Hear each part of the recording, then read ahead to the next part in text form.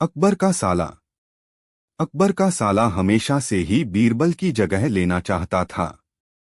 अकबर जानते थे कि बीरबल की जगह ले सके ऐसा बुद्धिमान इस संसार में कोई नहीं है। फिर भी जोरू के भाई को वह सीधी ना नहीं बोल सकते थे। ऐसा करके वह अपनी लाडली बेगम की बेरुखी मोल नहीं लेना चाहते थे।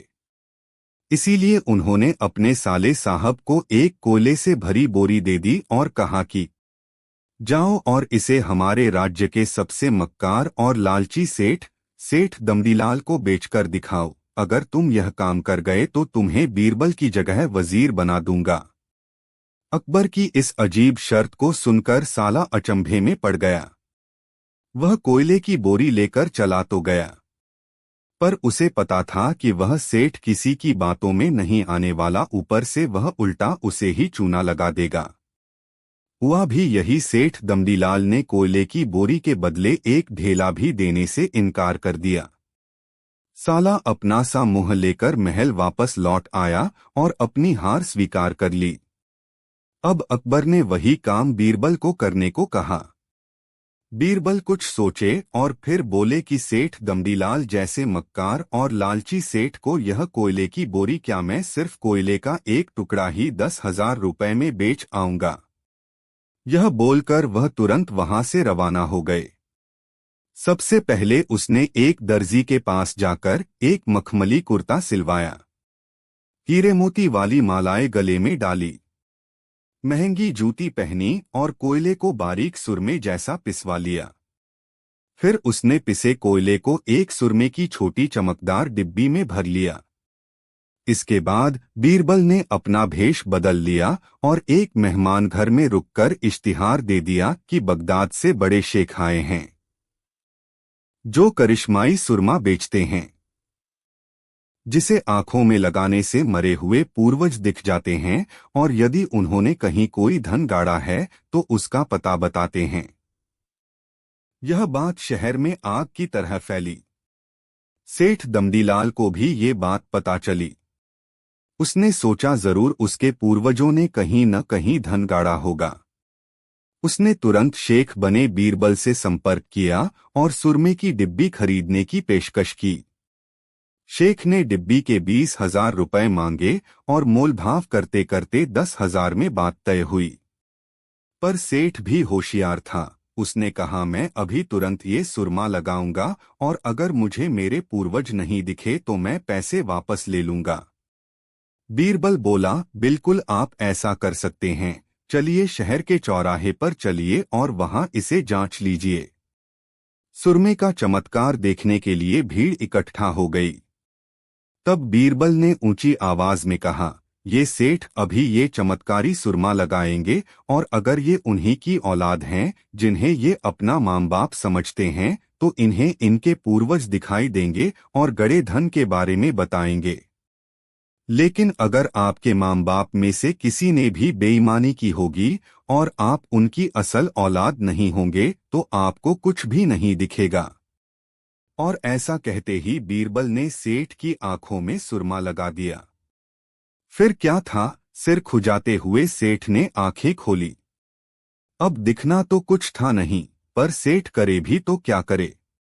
अपनी इज्जत बचाने के लिए सेठ ने 10,000 बीरबल के हाथ थमा दिए और मुंह फुलाते हुए आगे बढ़ गए। बीरबल फौरन अकबर के पास पहुंचे और रुपए थमाते हुए सारी कहानी सुना दी। अकबर का साला बिना कुछ कहे अपने घर लौट गया और अकबर बीरबल एक दूसरे को देखकर मंद मंद मुस्काने लगे। इस किस्से के बाद फिर कभी अकबर के साले ने बीरबल का स्थान नहीं मांगा। कहानी तोते की मौत। एक बार बादशाह अकबर किसी व्यापारी के पास से तोता खरीद कर लाए। वह तोता देखने में अत्यंत सुंदर था और उसकी बोली भी बड़ी मीठी थी। अकबर ने उस तोते की रखवाली के लिए एक सेवक को नियुक्त कर दिया और उसे साफ हिदायत दे दी कि अगर तोता मरा तो तुम्हें मृत्यु दंड दे दूंगा। और इसके अलावा जिसने भी अपने मुंह से कहा कि तोता मर चुका है उसे भी मौत की सजा मिलेगी। इसलिए तोते की रखवाली अच्छे से करना। सेवक तोते को लेकर चला गया और बड़े उत्साह से उसकी देखभाल करने लगा। उसे कहीं ना कहीं यह डर सता रहा था कि अगर कहीं बादशाह का तोता मरा तो उसकी जान पर बन आएगी। और फिर एक दिन ऐसा ही हुआ।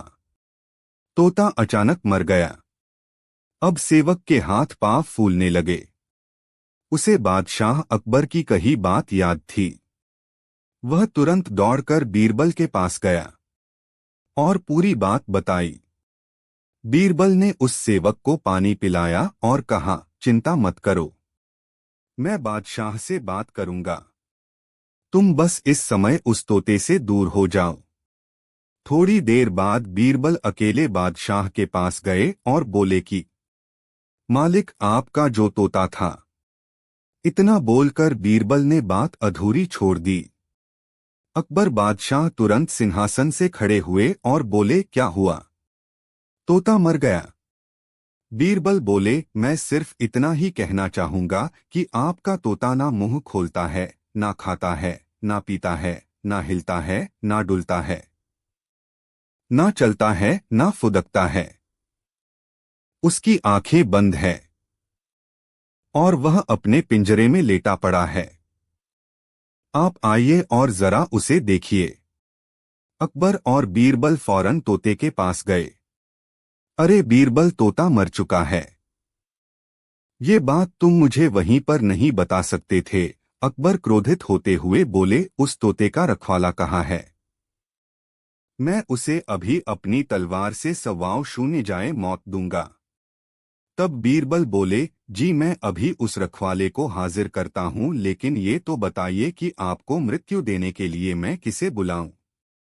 क्या मतलब है तुम्हारा? अकबर जोर से चीखे। जी, आप ही ने तो कहा था कि जो कोई भी बोलेगा कि तोता मर चुका है उसे भी मौत की सजा दी जाएगी, और अभी कुछ देर पहले आप ही के मुख से ये बात निकली थी। अब अकबर को अपनी गलती का एहसास हो गया। बीरबल की इस चतुराई से अकबर हंस पड़े और वे दोनों हंसते हंसते दरबार लौट गए। अकबर ने तुरंत घोषणा कर दी कि सेवक पर कोई कार्यवाही नहीं की जाएगी। तोता अपनी मौत मरा है, उसमें किसी का कोई दोष नहीं है। कहानी 3 धोखेबाज काजी। एक बार की बात है, मुगल दरबार में बादशाह अकबर अपने दरबारियों के साथ किसी मुद्दे पर चर्चा कर रहे थे।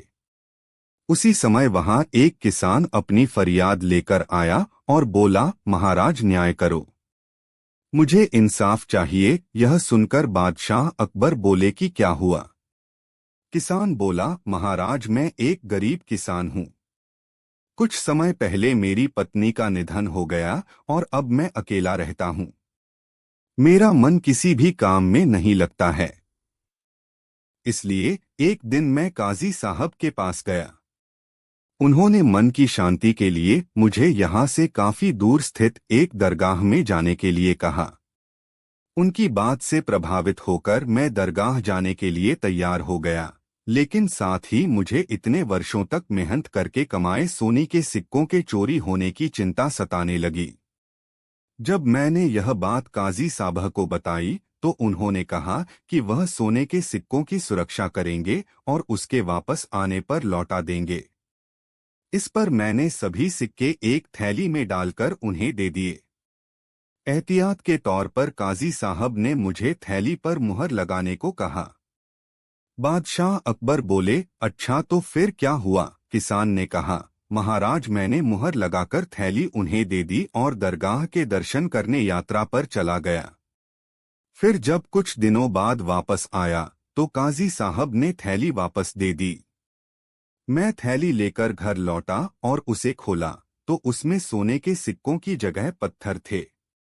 मैंने इस बारे में काजी साहब से पूछा तो उन्होंने गुस्से में कहा कि तुम मुझ पर चोरी का इल्जाम लगाते हो। इतना कहकर उन्होंने अपने नौकरों को बुलाया और मुझे मार मार कर वहां से भगा दिया। किसान ने रोते हुए कहा, महाराज मेरे पास जमा पूंजी के नाम पर बस वही सोने के सिक्के थे। मेरे साथ न्याय करें महाराज। किसान की बात सुनकर बादशाह अकबर ने बीरबल को मामला सुलझाने के लिए कहा। बीरबल ने किसान के हाथों से थैली लेकर उसे अंदर से देखा और महाराज से थोड़ा सा समय मांगा। शहंशाह अकबर ने बीरबल को 2 दिन का समय दिया। घर जाकर बीरबल ने एक फटा हुआ कुर्ता अपने नौकर को दिया और कहा, इसे अच्छे से रफू करवा कर लाओ। नौकर कुर्ता लेकर चला गया और कुछ देर बाद उसे रफू करवाकर वापस आ गया। बीरबल कुर्ते देखकर खुश हो गए। कुर्ता इस प्रकार से रफू किया गया था कि मानो फटा ही न हो। यह देखकर बीरबल ने नौकर से उस दर्जी को बुलाकर लाने को कहा। नौकर कुछ ही देर में दर्जी को लेकर आ गया। बीरबल ने उससे कुछ पूछा और वापस भेज दिया। अगले दिन बीरबल दरबार पहुंचे और सैनिक से काजी व किसान दोनों को दरबार में लेकर आने का आदेश दिया। कुछ ही देर में सैनिक काजी व किसान को साथ ले आया। इसके बाद बीरबल ने सैनिक से दर्जी को भी बुलाने के लिए कहा। यह सुनते ही काजी के होश उड़ गए। दर्जी के आते ही बीरबल ने उससे पूछा, क्या काजी ने तुम्हें कुछ सिलने के लिए दिया था? तब दर्जी ने कहा, कुछ महीने पहले मैंने इनकी सिक्कों वाली थैली को सिया था। इसके बाद जब बीरबल ने जोर देकर काजी से पूछा तो उसने डर के मारे सब कुछ सच सच बता दिया। काजी ने कहा, महाराज, मैं एक साथ इतने सारे सोने के सिक्के देखकर लालची हो गया था, मुझे माफ कर दो। बादशाह अकबर ने काजी को आदेश दिया कि वह किसान को उसके सोने के सिक्के लौटाए और साथ ही काजी को 1 वर्ष कारावास की सजा सुनाई। इसके बाद एक बार फिर सभी ने बीरबल की बुद्धि की भूरी भूरी प्रशंसा की। सीख, कभी लालच नहीं करना चाहिए और न ही किसी के साथ धोखा करना चाहिए। गलत काम के बदले एक न एक दिन सजा जरूर भुगतनी पड़ती है। कहानी 4, 3 सवाल। महाराजा अकबर बीरबल की हाजिर जवाबी के बड़े कायल थे। उनकी इस बात से दरबार के अन्य मंत्री मन ही मन बहुत जलते थे। उनमें से एक मंत्री, जो महामंत्री का पद पाने का लोभी था, ने मन ही मन एक योजना बनाई। उसे मालूम था कि जब तक बीरबल दरबार में मुख्य सलाहकार के रूप में है, उसकी यह इच्छा कभी पूरी नहीं हो सकती। एक दिन दरबार में अकबर ने बीरबल की हाजिर जवाबी की बहुत प्रशंसा की। यह सब सुनकर उस मंत्री को बहुत गुस्सा आया। उसने महाराज से कहा कि यदि बीरबल मेरे 3 सवालों का उत्तर सही दे देता है तो मैं उसकी बुद्धिमता को स्वीकार कर लूंगा, और यदि नहीं तो इससे यह सिद्ध होता है कि वह महाराज का चापलूस है। अकबर को मालूम था कि बीरबल उसके सवालों का जवाब जरूर दे देगा, इसलिए उन्होंने उस मंत्री की बात स्वीकार कर ली। उस मंत्री के 3 सवाल थे। आकाश में कितने तारे हैं? धरती का केंद्र कहाँ है? सारे संसार में कितने स्त्री और कितने पुरुष हैं? अकबर ने फौरन बीरबल से इन सवालों के जवाब देने के लिए कहा और शर्त रखी कि यदि वह इनका उत्तर नहीं जानता है तो मुख्य सलाहकार का पद छोड़ने के लिए तैयार रहे। बीरबल ने कहा, तो सुनिए महाराज। पहला सवाल, बीरबल ने एक भेड़ मंगवाई और कहा, जितने बाल इस भेड़ के शरीर पर हैं, आकाश में उतने ही तारे हैं। मेरे दोस्त, गिनकर तसल्ली कर लो, बीरबल ने मंत्री की तरफ मुस्कुराते हुए कहा। दूसरा सवाल, बीरबल ने जमीन पर कुछ लकीरें खींची और कुछ हिसाब लगाया। फिर एक लोहे की छड़ मंगवाई गई और उसे एक जगह गाड़ दिया और बीरबल ने महाराज से कहा, महाराज, बिल्कुल इसी जगह धरती का केंद्र है, चाहे तो आप स्वयं जांच लें। महाराज बोले, ठीक है, अब तीसरे सवाल के बारे में कहो। अब महाराज, तीसरे सवाल का जवाब बड़ा मुश्किल है, क्योंकि इस दुनिया में कुछ लोग ऐसे हैं जो ना तो स्त्री की श्रेणी में आते हैं और ना ही पुरुषों की श्रेणी। उनमें से कुछ लोग तो हमारे दरबार में भी उपस्थित हैं, जैसे कि ये मंत्री जी।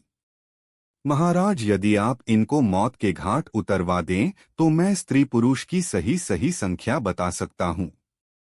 अब मंत्री जी सवालों का जवाब छोड़कर थर-थर कांपने लगे और महाराज से बोले, महाराज, बस मुझे मेरे सवालों का जवाब मिल गया। मैं बीरबल की बुद्धिमानी को मान गया हूँ। महाराज हमेशा की तरह बीरबल की तरफ पीठ करके हंसने लगे और इसी बीच वह मंत्री दरबार से खिसक लिया। कहानी 5 जल्दी बुलाकर लाओ। बादशाह अकबर एक सुबह उठते ही अपनी दाढ़ी खुजलाते हुए बोले, अरे कोई है? तुरंत एक सेवक हाजिर हुआ। उसे देखते ही बादशाह बोले, जाओ जल्दी बुलाकर लाओ, फौरन हाजिर करो। सेवक की समझ में कुछ नहीं आया कि किसे बुलाकर लाएं, किसे हाजिर करें। बादशाह से पटलकर सवाल करने की तो उसकी हिम्मत ही नहीं थी। उस सेवक ने यह बात दूसरे सेवक को बताई, दूसरे ने तीसरे को और तीसरे ने चौथे को। इस तरह सभी सेवक इस बात को जान गए और सभी उलझन में पड़ गए कि किसे बुलाकर लाएं, किसे हाजिर करें। बीरबल सुबह घूमने निकले थे। उन्होंने बादशाह के निजी सेवकों को भाग दौड़ करते देखा तो समझ गए कि जरूर बादशाह ने कोई अनोखा काम बता दिया होगा जो इनकी समझ से बाहर है। उन्होंने एक सेवक को बुलाकर पूछा, क्या बात है? यह भागदौड़ किस लिए हो रही है? सेवक ने बीरबल को सारी बात बताई। महाराज हमारी रक्षा करें, हम समझ नहीं पा रहे हैं कि किसे बुलाना है। अगर जल्दी बुलाकर नहीं ले गए तो हम पर आफत आ जाएगी। बीरबल ने पूछा, यह बताओ कि हुक्म देते समय बादशाह क्या कर रहे थे? बादशाह के निजी सेवक जिसे हुक्म मिला था उसे बीरबल के सामने हाजिर किया तो उसने बताए, जिस समय मुझे तलब किया उस समय तो बिस्तर पर बैठे अपनी दाढ़ी खुजला रहे थे। बीरबल तुरंत सारी बात समझ गए और उनके होठों पर मुस्कान उभर आई। फिर उन्होंने उस सेवक से कहा, तुम हजाम को ले जाओ। सेवक हजाम को बुला लाया और उसे बादशाह के सामने हाजिर कर दिया।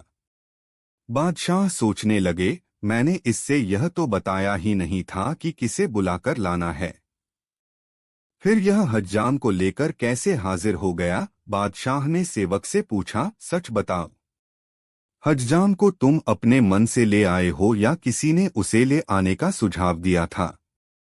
सेवक घबरा गया, लेकिन बताए बिना भी तो छुटकारा नहीं था।